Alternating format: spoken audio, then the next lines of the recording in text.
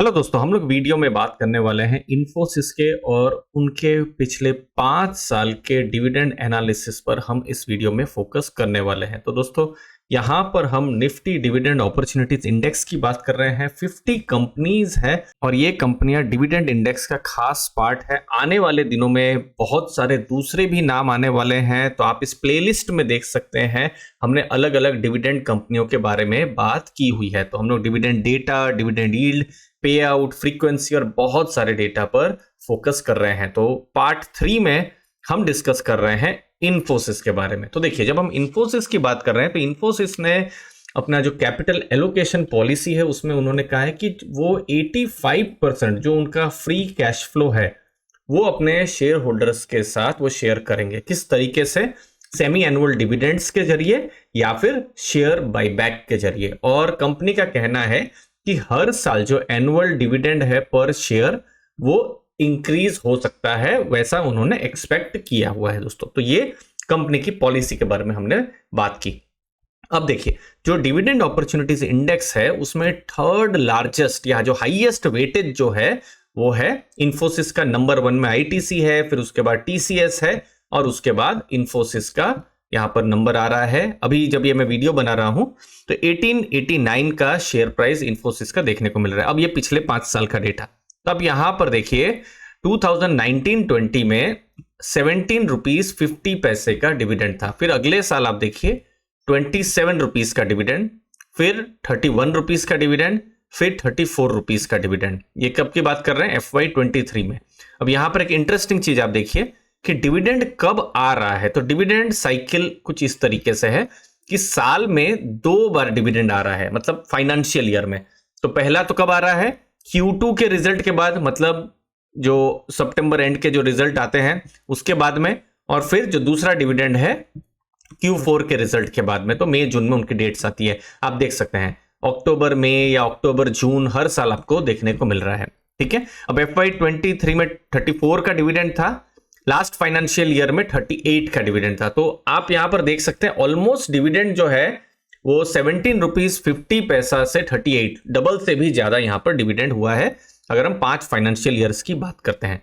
अभी का financial year, जैसे कि अभी बिल्कुल नजदीक में ही अक्टूबर में Q2 के रिजल्ट आए थे, 21 रुपीज का डिविडेंड आया था। और जो हम हिस्टोरिकली देख रहे हैं कि Q4 मतलब जब मई जून के समय में हमको जो फाइनल डिविडेंड है उसके बारे में पता चलेगा। वो हमको कब पता चलेगा? अप्रैल मई के समय में, जब 2025 में, उस समय में। अब पिछला जो फाइनेंशियल ईयर था तो वहां पर एक स्पेशल डिविडेंड भी आया था 8 रुपए का। तो 38 का तो डिविडेंड था और स्पेशल डिविडेंड को आप ऐड कर देते हैं तो 46 रुपीज का डिविडेंड हमको देखने को मिला। तो एक चीज क्या पता चल रही है?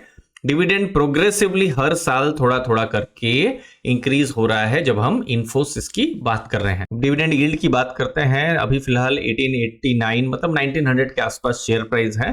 डिविडेंड 38 रुपीज का है। तो अभी के प्राइस के हिसाब से 2% की डिविडेंड यील्ड इन्फोसिस की तरफ से हो रही है दोस्तों। और भी बहुत सारे डेटा आने वाले हैं। उससे पहले एक इंपॉर्टेंट सूचना, हमारे टेलीग्राम ग्रुप को आप ज्वाइन कर सकते हैं जहां पर रेगुलर म्यूचुअल फंड एनालिसिस होती है।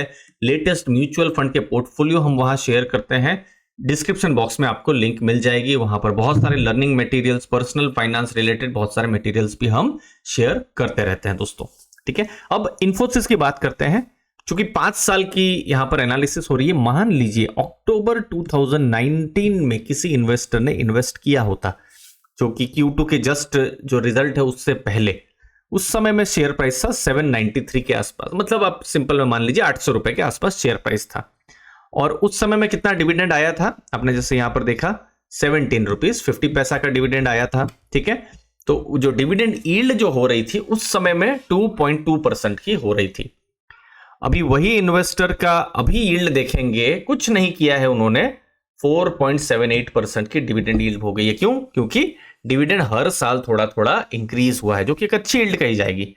और जो दूसरी बात है, उस समय में शेयर प्राइस लगभग 800 के आसपास था, आज ऑलमोस्ट 1900 के आसपास है। तो शेयर प्राइस का रिटर्न वो 18.4% है। मतलब शेयर प्राइस ने भी अच्छा परफॉर्म किया है, प्लस डिविडेंड यील्ड को भी आप जोड़ लेंगे तो एक स्ट्रॉन्ग अच्छी यील्ड हमको देखने को मिल रही है जब हम इन्फोसिस की बात कर रहे हैं। तो इसीलिए फंडामेंटल डेटा बहुत इंपॉर्टेंट होता है। अगर कंपनी के फंडामेंटल्स मजबूत है, अगर उनका प्रॉफिट इंक्रीज होता है तो डिविडेंड भी इंक्रीज होने का एक्सपेक्टेशन रखा जा सकता है। यहां पर देख सकते हैं मार्च 2019 में 15,410 करोड़ का प्रॉफिट था और आप यहां पर देखिए मार्च 2022 में कितना 22,146 करोड़ का प्रॉफिट हो गया और लास्ट फाइनेंशियल ईयर में प्रॉफिट आप देखेंगे 26,248 करोड़ का प्रॉफिट हुआ। तो आप देख सकते हैं प्रॉफिट किस तरीके से इंक्रीज हुआ है, 15-16 हजार करोड़ से अभी 26,000 करोड़ के आसपास में प्रॉफिट। तो प्रॉफिट इंक्रीज हुआ है तो वो हमको डिविडेंड में भी वो इंपैक्ट देखने को मिल रहा है दोस्तों। अब डिविडेंड पे आउट की बात करते हैं कि कितना डिविडेंड पे आउट हो रहा है। 2020 में आप देखेंगे 45%, मतलब 100 रुपीज प्रॉफिट में 45 का डिविडेंड पे आउट हुआ है। 2021 में 59, 2022 में 59, फिर 58%, मतलब 58-59% का डिविडेंड पे आउट रहा है। 2024 में ज्यादा रहा है 73%, लेकिन यहां पर एक स्पेशल डिविडेंड भी यहां पर ऐड हुआ है, इसीलिए 73% दिखा रहा है दोस्तों। और दूसरी चीज एक और ध्यान रखनी है कि इन्फोसिस के केस में रेगुलर जो बाईबैक्स हैं वो भी हो रहे हैं, जो हमने देखे हैं ओपन मार्केट के रूट से जो है बाईबैक्स की न्यूज बीच बीच में आती रहती है दोस्तों।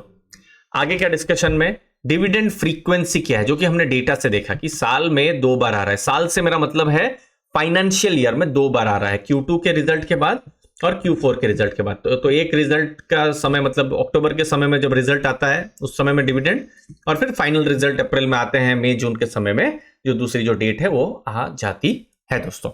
लास्ट में कुछ key points, important points. Consistent dividend आ रहा है लेकिन इंक्रीजिंग भी है, कंसिस्टेंट और इंक्रीजिंग बढ़ भी रहा है डिविडेंड, और डिविडेंड प्लस बाईबैक की हिस्ट्री हमको देखने को मिली है।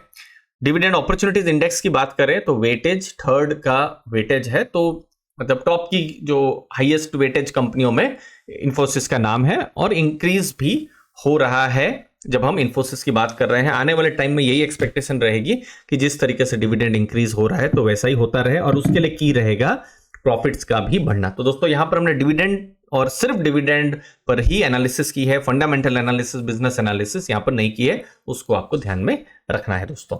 अपने सुझाव जरूर बताइए कमेंट सेक्शन में। मुझे उम्मीद है इस वीडियो से आपको वैल्यू मिली होगी। आपके कीमती समय के लिए बहुत बहुत धन्यवाद। थैंक यू दोस्तों।